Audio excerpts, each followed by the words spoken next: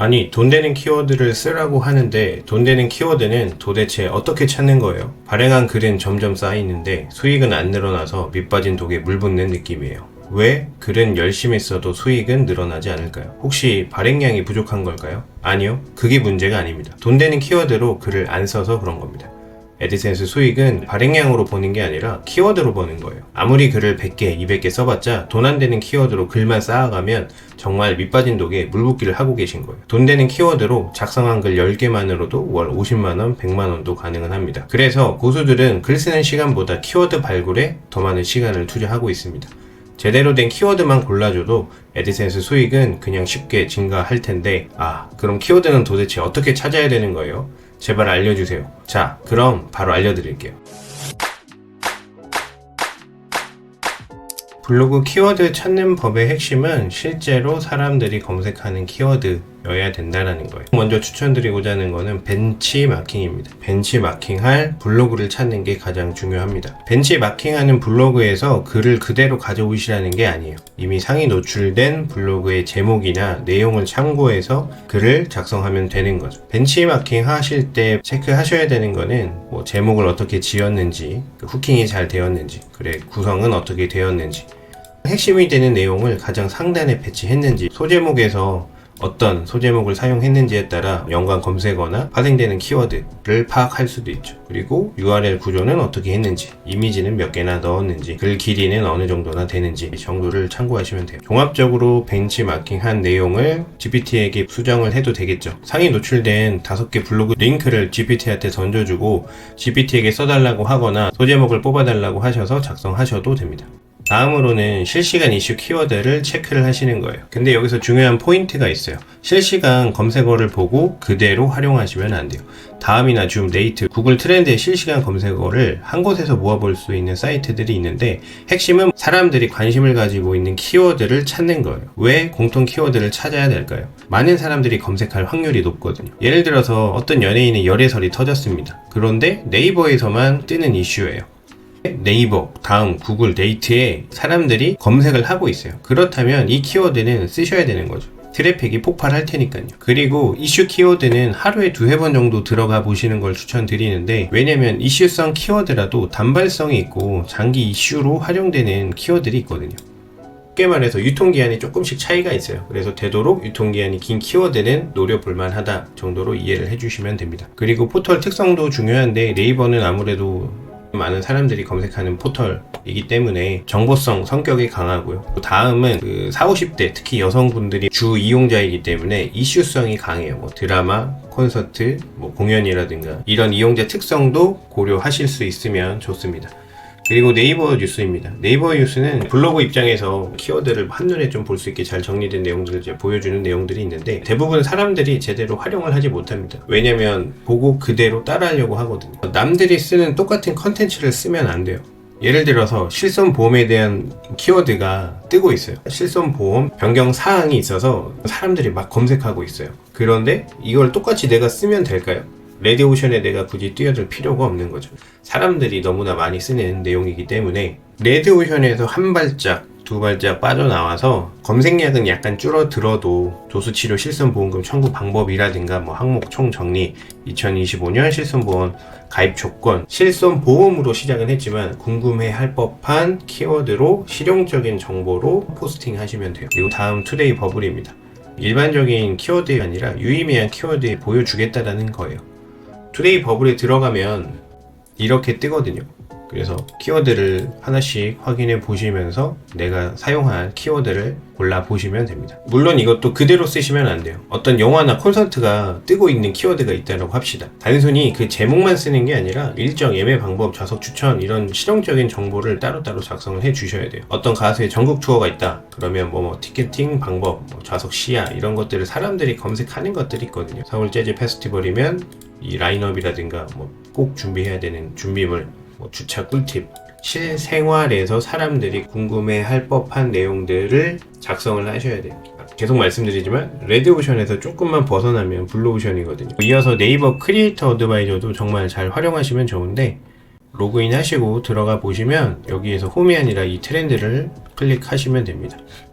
그러면 이렇게 보이게 되는데 뭐 PC 상에서도 드래그를 하시면 돼요. 왼쪽으로 넘기다 보면 이렇게 뜨는 키워드들이 나와 있죠. 여기에서는 연령대별로 뭘 검색하는지가 다 나오게 돼요. 어떤 특정 타겟을 정해서 글을 쓸 수 있다는 장점이 있기 때문에 조금 더 클릭률이 높일 수 있는 전략도 마련할 수가 있는 거죠. 그리고 보시다 보면 퀴즈 정답 같은 것들이 있어요. 이거는 매일 정답이 바뀌고 사람들이 많이 검색하는 키워드거든요. 매일 검색하는 키워드이기 때문에 활용하시면 좋고, 꿈 해몽은 정말 많은 사람들이 검색하는 키워드거든요. 그래서 뭐 꿈 해몽과 관련된 키워드로 글을 작성하시는 것도 트래픽을 노려볼 수는 있고요.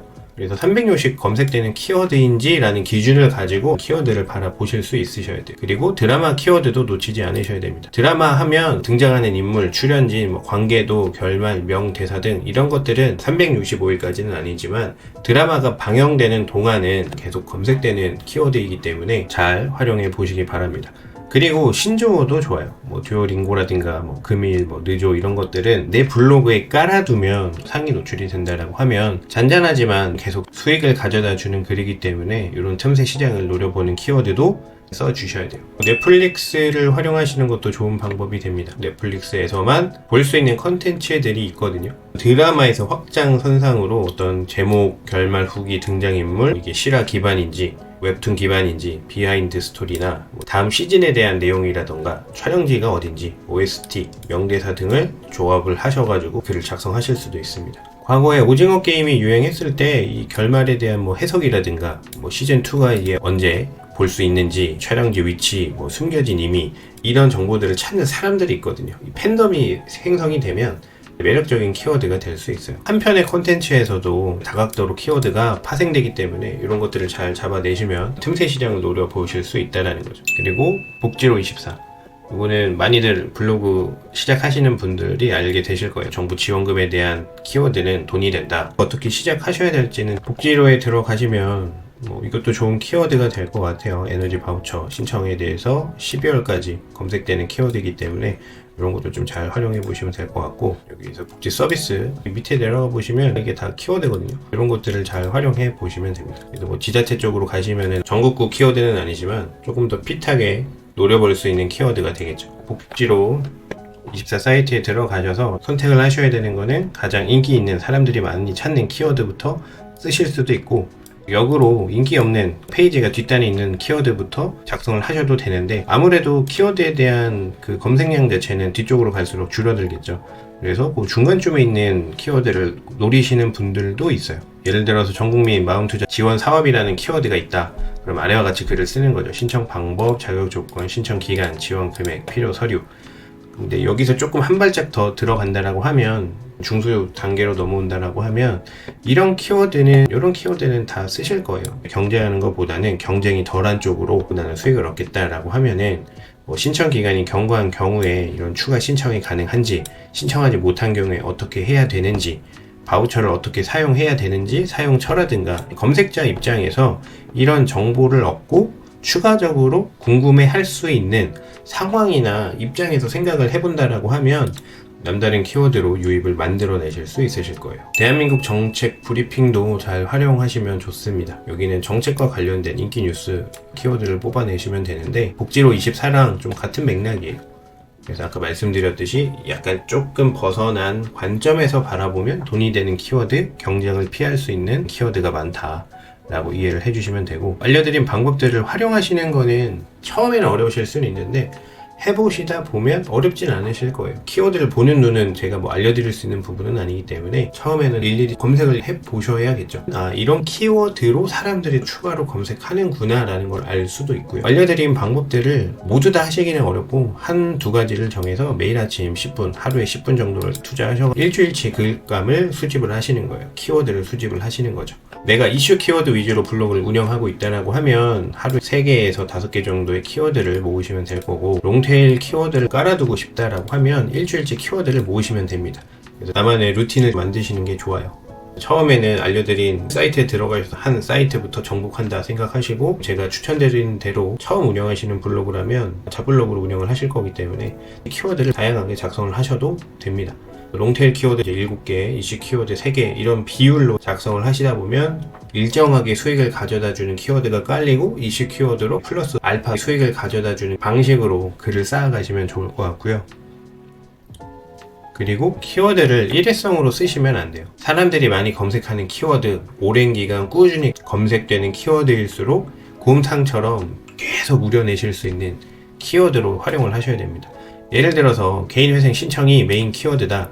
이 키워드 하나로만 글을 쓰시면 안 되고, 신청 자격 요건에 대한 완벽 정리, 이런 식으로 파생된 키워드로 계속 또 글을 작성을 하셔야 되는 거죠. 파생된 키워드로 작성한 글과 메인 키워드로 작성한 글을 내부 링크를 연결하셔도 되는 거고, 또 다른 예를 들어서 전세보증보험, 이게 메인 키워드라고 하면은 이렇게 쓰실 수도 있거든요. 연관 키워드로 확장해서 시리즈처럼 작성을 하시는 거죠. 이거를 검색한 사람들이 이것도 궁금해할 수도 있고, 이렇게 궁금해할 수도 있고, 그래서 포스팅을 계속 보게 하는 거예요. 내 블로그에 계속 머물게 하는 거죠.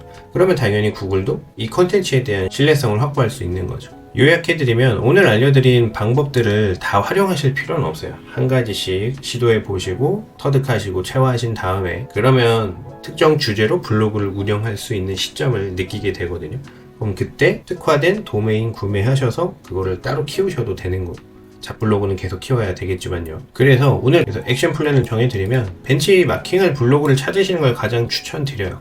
사이트에 들어가셔서 키워드가 이게 좋은 건지 나쁜 건지 볼 필요가 없거든요. 상위 노출되고 있는 블로그, 벤치마킹할 블로그에서는 이미 검증된 키워드로 글을 쓸 거잖아요. 그걸 그대로 따라 하시면 돼요. 키워드를만 가져오시는 거는 문제되지는 않거든요. 글의 내용을 똑같이 쓰시라는 건 아니니까 그걸 잘 이해하셔서 작성하시면 될 것 같습니다. 그리고 매일 꼭 10분이 아니더라도 15분이 됐든 20분이 됐든 키워드를 발굴하는 시간을 좀 가지셨으면 좋겠고, 키워드만 수집만 하면 안 되겠죠. 글을 쓰실 수 있는 시간 할애는 어떻게 할 건지 계획을 잘 세우시고, 남들이 하루에 몇 개를 썼다 이런 거에 휘둘리지 마시고, 내가 쓸 수 있는, 내가 허락되는 시간 안에서 쓸 수 있는 루틴을 만드는 거예요. 꾸준히 하기 위한 계획을 세우시고 한 달만 반복하시다 보면 적게는 15개에서 많게는 40개, 50개 글을 쌓으실 수가 있을 거예요. 그래서 물론 제대로 된 돈이 되는 키워드로 글을 쓰셨기 때문에 샌드박스를 제외하고 애드센스 수익 월 10만원에서 30만원, 이거는 계속 쓸수록 늘어나는 수익이기 때문에 믿고 계속 따라오시면 될 것 같고요. 오늘 내용에서 딱 2가지만 중요한 점을 짚어드리면, 벤치마킹할 블로그를 찾는다, 그리고 꾸준히 글을 작성해 나간다 정도로 이해를 해주시면 될 것 같습니다. 그래서 끝까지 오늘도 시청해 주셔서 감사합니다.